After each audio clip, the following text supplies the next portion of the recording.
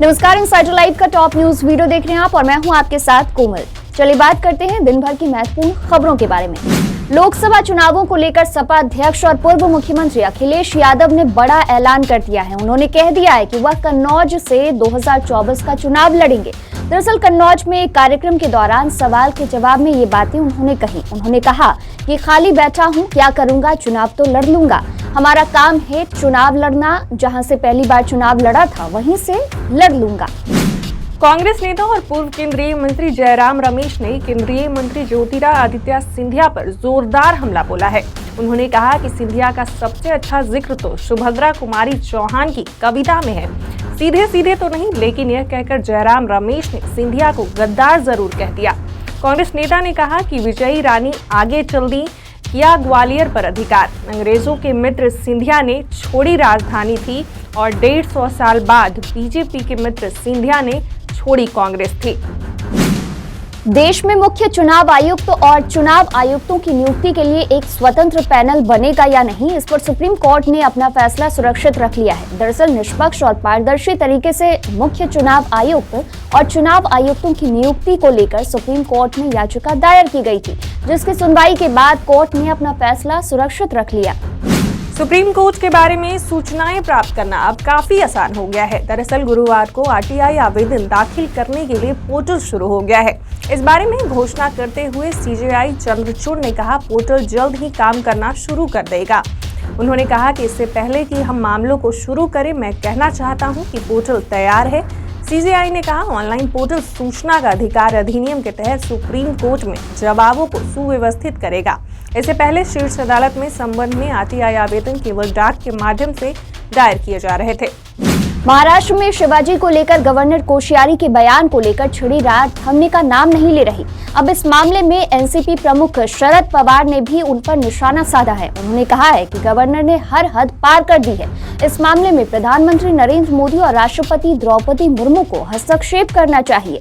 बड़े पद पर होने का ये मतलब नहीं कि वहां बैठे लोगों को गैर जिम्मेदाराना बयान देने का अधिकार मिल जाता है। टैक्स के पेंडिंग मामलों के मद्देनजर सुप्रीम कोर्ट ने अहम फैसला किया। अगले हफ्ते सुप्रीम कोर्ट केवल टैक्स मामलों की सुनवाई के लिए एक स्पेशल टीम गठित करेगी। यह स्पेशल टीम हफ्ते में 2 दिन बुधवार और शुक्रवार को केवल टैक्स मामलों का निपटारा करेगी। सुप्रीम कोर्ट की ओर से गठित यह स्पेशल बेंच डायरेक्ट और इनडायरेक्ट दोनों तरह के मामलों को देखेगी। कांग्रेस की भारत जोड़ो यात्रा की बीजेपी शासित राज्य मध्य प्रदेश में एंट्री हो गई है। 3570 किलोमीटर का पैदल मार्च राज्य में आज बोरेगोन गांव से शुरू हुआ, जहां राहुल गांधी को बहन प्रियंका गांधी, रॉबर्ट वाड्रा के अलावा प्रियंका के बेटे रेहान का भी साथ मिला। प्रियंका गांधी भी भारत जोड़ो यात्रा में शामिल हो गई हैं। उन्होंने राहुल गांधी के साथ पद यात्रा में शामिल होकर कांग्रेस कार्यकर्ताओं और समर्थकों का हौसला बढ़ाया। खरगोन से जाने से पहले स्वतंत्रता सेनानी और आदिवासी आइकॉन टंट्या भील की जन्मस्थली का दौरा भी राहुल गांधी और प्रियंका गांधी ने किया। राहुल गांधी की भारत जोड़ो यात्रा के राजस्थान आने से पहले कांग्रेस में एक बार फिर भारी खींचतान शुरू हो गई है।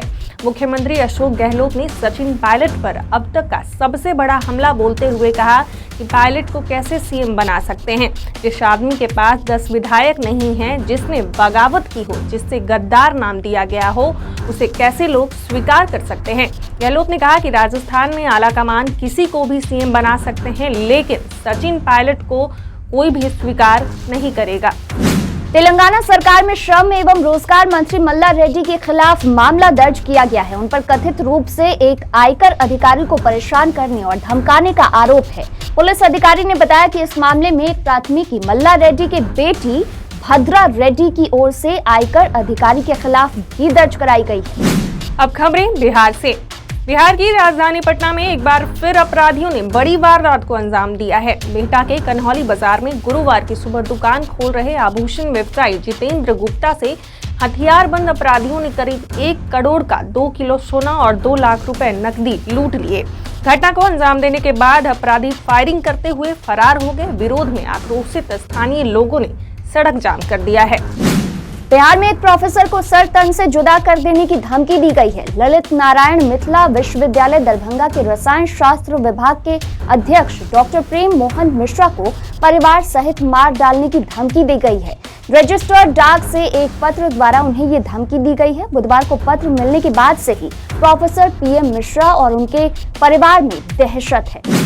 बिहार लोक सेवा आयोग बीपीएससी की 68वीं प्रारंभिक प्रतियोगिता परीक्षा के लिए योग्य अभ्यर्थी 25 नवंबर से ऑनलाइन आवेदन कर सकते हैं। ऑनलाइन आवेदन की अंतिम तिथि 20 दिसंबर निर्धारित की गई है।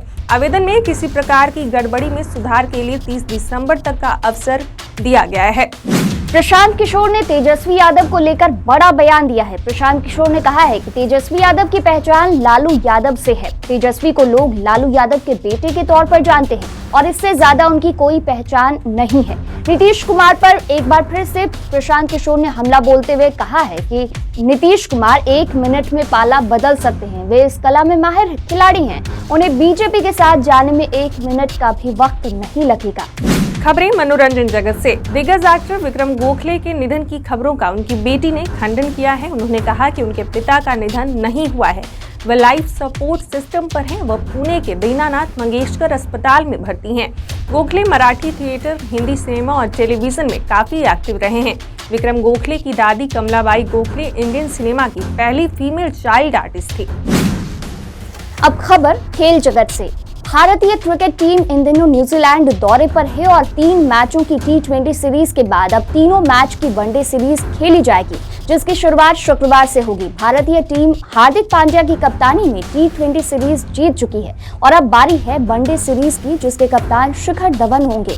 T20 सीरीज में जीत दर्ज करने के बाद टीम इंडिया से अब वनडे सीरीज में भी अच्छे प्रदर्शन की उम्मीद की जा रही है और धवन पर भी हार्दिक पांड्या जैसा प्रदर्शन करने का दबाव होगा। तो फिलहाल के लिए इस खबर में इतना ही। और भी खबरों के लिए बने रहिए इंसाइडर लाइव के साथ।